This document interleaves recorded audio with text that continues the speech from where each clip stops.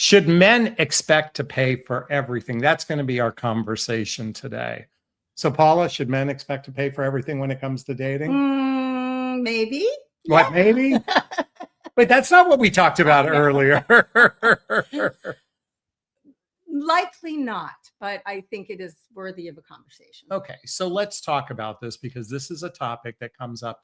And I think it's uniquely different for those of us that are in midlife. And I'm going to say for those of us over 60, where many people are on a fixed income. They're not, as flush as they were in their 20s, 30s, 40s, or even 50s. So I think I want to look at this at a couple different lenses. So traditionally, it's always been men paid, but that was in a time when men earned all the money, right? Yeah, and women didn't earn any money. So yeah. There is that.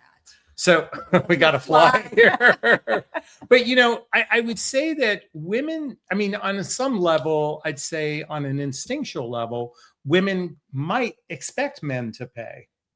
Absolutely. And I can't tell you how many forums and groups that I've belonged to that talk about that very specific thing and how women will reject a man who doesn't pay. They'll just reject him flat out. It is a common area of malcontent. Yeah, I would say certainly I've seen so many comments related to, oh, it was such an ick. He wanted me to split the bill. Yes. It was such an ick that, he wanted to split coffee, and that sort of thing. Or didn't want to, or not even just he got his coffee and then I got mine. Yeah. So, but when someone says he expected me to split the bill, isn't that an expectation from another? It's no different from the expectation of the woman wanting the man to pay for the bill. It's an expectation, period. No, but if you're going at it without any conversation before you're ever meeting, we operate with a lot of assumptions when it's dating. It's assumed man's going to pay, you know. So I know a dating coach who says a man isn't raised right if he didn't pay, and a woman isn't raised right if she didn't offer to pay. Yes. So this is the confusing thing, is that most people don't talk about this before they ever meet. Certainly not on a first date. And that's where the assumptions come into play. Yeah. And again, traditionally men are expected to pay. And yet there's so much discord out there centered around that the man asked me to split the bill and there was an offense to it and I'll never see that guy again. And maybe that could have been resolved with a conversation in the very beginning. Well, so it brings us to the question of why would you never see that person again? Are you expecting them to pay for everything?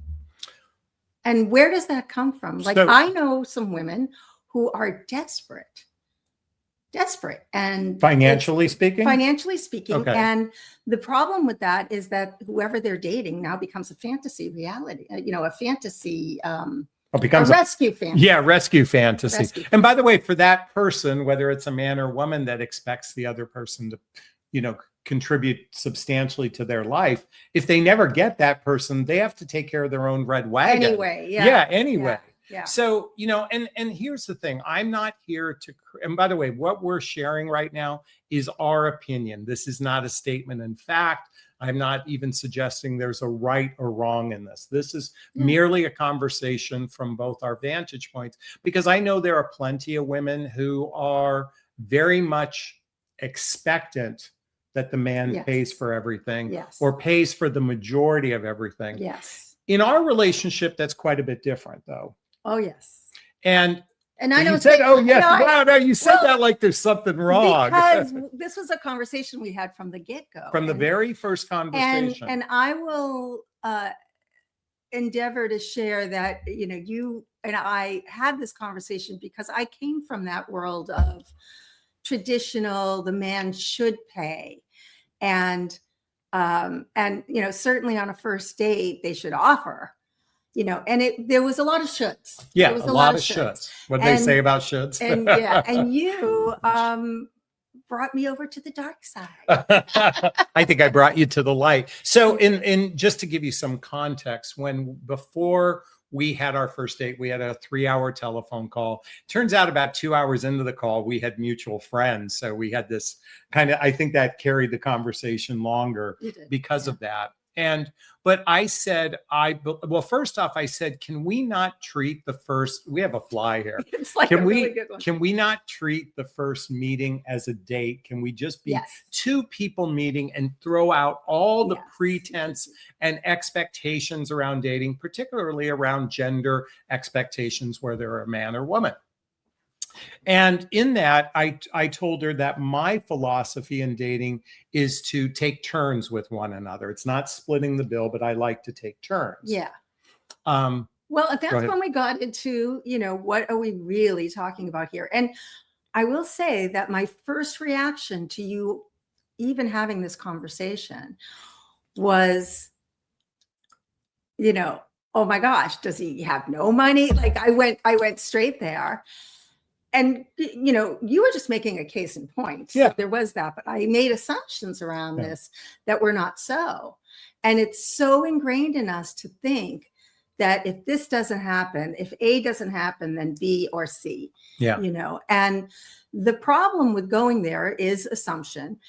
And the reality of it is, I believe that no two people are have a given situation that's predictable. Yeah. I mean, here's the thing. What works for us doesn't necessarily mean it works for everyone else. We're just sharing a perspective so you can make your own choices. And really, I think in the topic of money, given that money is the second most common reason for divorce, Yeah. I think it's naive not to be on the same page when it comes to money. What financial agreements do you create with one another to have a healthy relationship? Now, I want to tell you why I shared that with you before our first date. Yeah. So this goes back about 12 years ago. I had a first date with a woman. Our first date was Halloween, by the way. Oh, fun. And we got dressed up and we went to a total dive bar. And Fun it was really fun. Yeah. And I remember walking up to the bartender to get a round of drinks. And usually I just give my credit card. I just kind of naturally take charge for the first date kind of thing. But it looks like I guess I gave him cash. And what happened was when it was time for another round of drinks, she pulls out her credit card and says, "I've got it." Okay. And I said, no, I've got it. And she goes, "No, I've got it." And I go, "No, I've got it." Now, some people would argue that we got into a masculine pissing match, that she wasn't in her feminine. I know a lot of feminine energy coaches would say that she was in her masculine. But what she did next floored the hell out of me. She put her hand on my arm, looked me straight in the eyes and said, "Jonathan, I really appreciated that you treated for the first round of drinks. Will you allow me to show you my appreciation by treating you? Can you receive?" Mm. And I was like, first off, I'm in the twilight zone right now because I've never had a woman operate that way. And in that very moment, I go, "Oh my God, she's partnership material." Like that was all I needed to know, because she operated from a place of generosity, not expectation. So when we think of the title of this video, should and expect, I think those are two dangerous words in the English language when we come from something should be a certain way and we expect it a certain way. So we can maybe table this part of the conversation here for a moment, because I know you want to get to some of these points, but it does bring up the problem with, divine masculine coaches, feminine energy coaching. And, the idea that we can't be in our feminine energy if the man does not provide. Yeah. And okay, I said to you something though initially, and I think you actually agreed with me, which was that I can be in my feminine energy whether somebody's providing or not. You can be in your feminine energy whether he's in his masculine or his feminine energy. It's a choice. Yes, exactly. It's a choice. And for me, I read some of this stuff and I think to myself, why would my feminine energy have anything to do with how he offers himself up? Yeah. So, I just want to. That's why I stuck my finger down my throat, because Well, I vomit when I read so much of the content and rhetoric centered around this.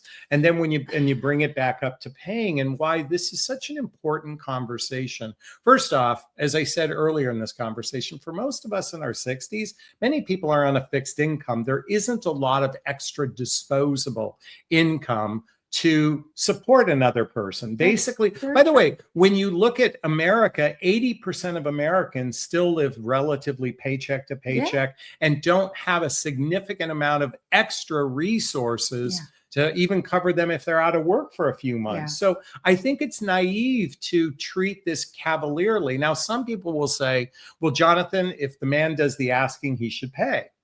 Well, when it comes to first date, men take the initiative because it's expected of us to initiate where we're going to go. That doesn't, it's not even, again, this comes back to, I don't believe the first time you meet someone, it's a date, it's a meeting, because you don't even know if you want to date this person. So why is a man expected to, now some will argue, well, women spend more money getting dressed up. And okay, but I get dressed up if I were going out with my girlfriend. I know that argument pisses me off. I did my hair and I did. I spent $100 for him. Well, I've seen women go on a date and walk out within 5 minutes. Did he get the market value of all that dressed up? So then there's the argument men make more money than women.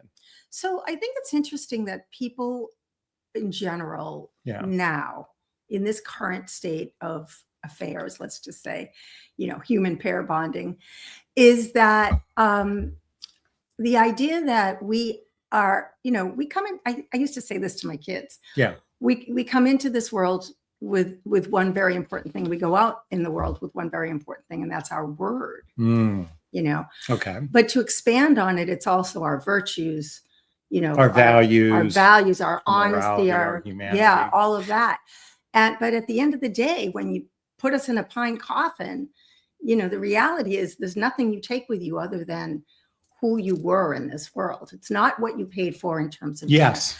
And I think what we're looking for in human pair bonding today is an ability to communicate with our significant other, an ability to have partnership, an ability for reciprocity and generosity that comes from the heart. And in that, because we're all looking for that, there isn't anybody out there, I think, that's like, I want a complete, dickhead. Yeah. And by the way, you could have someone who pays for everything and be an absolute dickhead, and you could have the kindest man in the world, but he's struggling financially. Which one do you want to choose? Exactly. Here's where I want to put a pinhead, because if two adults get together in a relationship, one person's wallet should not determine the success of the relationship. And we start with the very first date. So it's such an ick when the guy says, let's split it. And maybe he had a valid reason for it, and then I see so much criticism if it's a coffee date, as if that's something. By the way, our first date was a coffee date. Technically, yes. Technically, it was in a nice restaurant and overlooking the marina at a hotel. Breakfast. We ended up, we had brunch. And I lost my wallet. You lost your wallet. No, I really did lose my wallet. You didn't lose it. You'd forgotten your car. I think you planned that. By the way, I was going to treat anyway. But you know what I also say is, I said this to you, can I treat this time? Is that okay with you? Because I wanted it to come from an understanding that this isn't coming from a place of expectation and obligation, because to me, treating comes from a place of generosity, and which is why now I understand why a lot of women want that. They want to see, is the man generous? Is he traditional? Does he signal intent? Does it might allow the woman to feel more cared for. I can understand all that. Absolutely. But reciprocity is doing the same for him in my book. So you and I had this discussion early on also that, I believe, and we were talking about this from the standpoint of courtship. Right. Yeah. And I think the reality of courtship today is that we're looking for men who are, they lead to a certain extent. That doesn't necessarily mean they pay, but that they lead us, that they can strongly say, I'm really digging you. I'd like to explore this further. That they can say, hey, you know, and I'm not talking like right away, but, you know, Why maybe they not? plan a weekend, you know. Well, so this is, and I get not everyone is a right away kind of person. no, but here's the thing. If you've gone out with someone 4 or 5 or 6 times, there must be some, if you're doing it with intent. Yeah. In other words, if you're not doing it to get some sort of physical conquest, if you actually intend to, you want a significant relationship, Yeah. then I think there's nothing wrong with, and I think a man and a woman should both equally say, hey, I like you. I'd like to explore getting to know Yeah. you at a deeper level. Yeah. This is what's oftentimes missing in these conversations. There's so Yeah. much fear Yeah. around going deeper. We weren't afraid to have this conversation before No. we ever met. We had Right. a brief conversation. We do. Then I want to say by the time we were physically intimate, maybe it was before that, we talked about where we stood financially. In other words, kind of gave a picture of our net Oh, yeah, worth we and have. where our income comes in Yeah. and how we plan for the future. We had these conversations because, quite frankly, it is so naive not to have these conversations. And by the way, please forgive the illustration I'm about to say. But before that penis goes inside the vagina, which is my rhetoric, then these are important conversations to have. Yeah. And I don't know why there's so much what's the word? When you're trying to resist something? Resistance. Not resistance. Oh God, it's an R word. Anyway, reluctance. We'll say reluctance to have these conversations. Mm. So coming back to, should men expect to pay everything? I mean, flat out, I don't think that should be an expectation unless you're dating someone who has significant abundance. Somebody up at the top said, Here, I'll do it. duh, yes, they should. Duh, yes, they should. Okay. Again, that's kind of, but from a man's perspective, I don't want to be with someone who treats it as an expectation, as if it's an obligation, because then you might as well say, then I can have sex whenever I want. So I'm not saying that's the exact same argument, but there's a whole camp out there that believes that the man should pay, and that if he's not allowing you to be in your feminine receiving mode, first of all, and the ick comes from that, you know, is he just wanting to just, I mean, maybe he's got 100 dates, you know, and you're just not that special. all right, wait. And So that's can we not, start I didn't make something? this up. This First is the off, camp that I okay. By the ascribe way, to. can we agree that 99 out of 100 times in today's environment, we are going out on dates with total strangers? Absolutely. Most of the time, Live on the maybe let's just say dating 9 apps. out of 10 times. I'll say 9 out of 10 Mhm. times. Sure, there's people that meet out in the wild and that sort of thing. And some people will argue that a coffee date represents low effort Yes. and no interest. Well, first off, it might take being with someone 2 or 3 or 4 times to develop interest. yeah. I've had dates where we've walked on the beach. I've had dates where it's been in a park. I've Yeah. had dates. I'm like, why? Excuse me. I've had first meetings. Let me clarify Yes, that. yeah. First meetings in places like that, because you're just doing the sniff test. You're doing what 2 dogs do when we walk Yeah. the beach and 2 dogs come up and they go, oh, what's your perfume, by the way? So that's what a first meeting, it's a sniff test to see if there's even your pheromones align with one another. I think the problem is when we create these grand expectations. Now, I know some people will argue that what we're sharing is absolutely wrong. And it goes against everything they've ever learned Yeah. and taught. And Yeah. some people will say, we absolutely agree with you. I'm here to say you've got to make those choices for yourself. We're just sharing with you our perspective. And I want to go a little bit further. Our first meeting, I treated.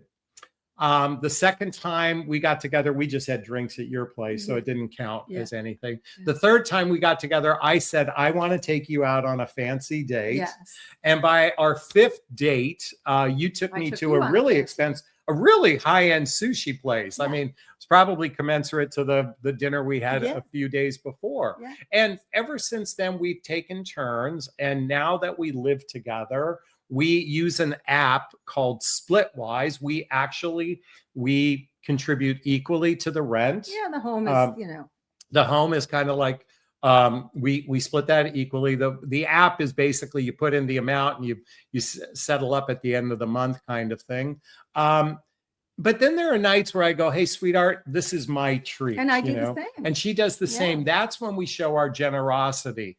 And this is what works for us. I mean, may not work for everybody, but this is what works for us and what feels fair. Now, by the way, we are pretty close to equal from our financial Yeah, resources. yeah. She has a little bit more in the bank than I do. I generate a little bit more income on a day-to-day basis than she does. So we're commensurately close. I know this gets to be radically challenging when there's a gigantic mismatch. And I prefer the person who makes the most, contributes the most, Do you who really? makes the most. You think the person who makes the most should contribute? Yeah, the more? person like I was thinking like my wealthy friend. You know, he makes the most, he Oh, contributes in the that most. case, you've No, got but if wealth, if you have, for example, if you have someone who makes $250,000 a year and someone who makes $80,000 a year, the $250,000. but the Oh, $250,000 person might have been divorced, owe someone alimony and child support. I mean, you don't know well, what that money then really taking all means. that into consideration. Then too. what? You're going to sit there and do, assets and liabilities. I think generosity think- comes from the All right, heart. let's say somebody makes $500,000 a year and doesn't have alimony and all that shit, and he's dating someone Okay. who makes I mean, 80,000 a year. Yes. And by the way, if it's a woman who makes, you have a friend, a woman who makes close to $1 million a year. Yeah. So, but here's the question. Does any of that really matter? Or is it a matter of what is your spirit of generosity in the relationship? There's no doubt. What is your sense of what you want to contribute into the relationship? Not only your emotions and your heart and those things, but do you put your money where your mouth is, kind of thing? So I said what I said a moment ago, because if I had 20 million in the bank, I'd cover everything for us because I have the abundance. Sure. I think the person who has abundance and comes from that place, probably, and the other person doesn't have it, they should contribute the might most. be- That's where I'm That's a coming different from. story, okay? possibly. So coming back, and we're going to put a bow on this. Should men expect to pay everything? I don't believe that's the case. The should expect everything. But I certainly subscribe to, I think traditionally we're raised for initially making that investment. But I think right off the bat, have a conversation, see where two people at. Because if you're not on the same page, you're going to have conflict later on down the road. So Do at you what agree? point do you feel like that conversation needs to be had? The minute you start to spend money, So maybe first before you meet. date? By the way, I Date? subscribe to having hard conversations Face-to-face. before you meet. Yeah. You know, why? Here's the thing. Why I not? hear too many people complain after the fact that they found out all these things that they would have said Yeah. no to right Yeah. from the very yeah, beginning. that's true. All right, those are our thoughts. We'd like to hear your thoughts. Post a comment below. Let us know what you thought about this, if it resonates with you or not. As always, if you find value in these videos, please hit that like button. Please share this video. Please subscribe to the channel. Hit that notification bell so you can be notified of new videos. And if you want to connect with us, hey, there's a link below. Schedule a discovery call to see if working with a coach